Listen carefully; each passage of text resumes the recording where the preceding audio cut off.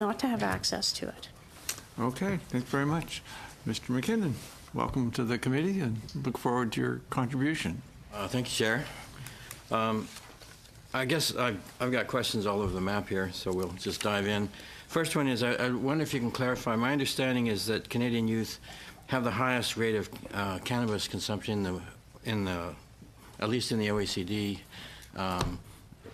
countries. Mr. Gosling, could you comment on that? There are a number of different surveys that look to measure global use of drugs. There was a survey released by, I believe it was UNICEF, a number of years ago that put Canada as the top-ranked country in terms of youth use. There are other international instruments that look to measure youth use, and while the particular methods and the results vary, the results across the board show that Canadian youth do use cannabis at rates that typically exceed their peers in like countries. Okay. How do we measure youth use? Do we do it by voluntary surveys, or how we? Yeah, I think the different surveys use different methods, but typically it's a self-reported use. Okay. So they would ask a question about, have you used in the last year, in the last 6 months, and then the respondent would volunteer their answer, and that's typically how they're done. Okay, thanks. I'd like to move on to the 5-gram limit. Ms. Bogdan, I believe you mentioned that one of the goals here is to protect youth, and one of the harms from which we are protecting them is a criminal record, having a criminal record.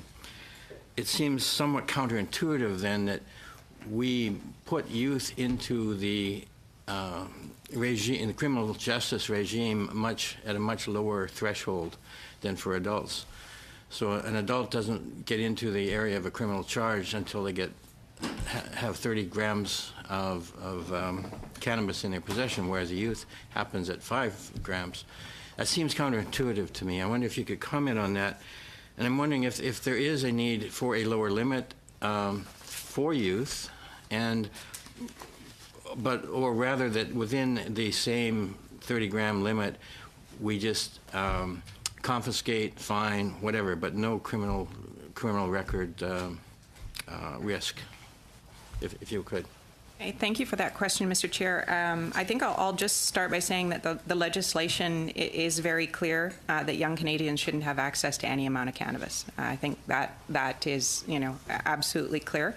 And I'll ask my colleague Carol Morancy to explain again the reasons for that specific provision under 5 grams to try to answer the honourable member's question. So, C45 proposes to prohibit providing, distributing, selling any amount of cannabis to a young person, proposes to prohibit using a young person to commit a cannabis-related offense. So the expectation with the framework for C45 is that youth should not have any amount of cannabis for use or possession. But the recognition, and that's based on the health as well, that's already been described by my colleague in terms of the objectives of protecting young persons against the harms associated with use of cannabis. But also, as has been noted, the reality is under a completely prohibited regime, youth in Canada still have high use and possession of cannabis.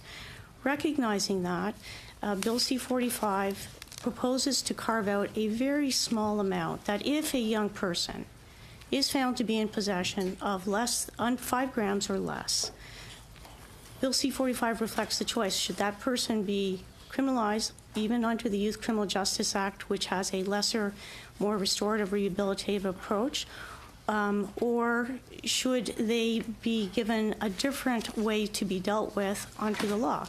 So it carves out that 5 grams from the criminal law perspective because it recognizes the greater harms of exposing young persons to a criminal justice system, not just the record, but the whole system, for that small amount, but leaves it, and the federal government has been encouraging the provinces and territories to take that 5 grams and decide how will they deal with it if they choose to do so within their areas of legislative competence.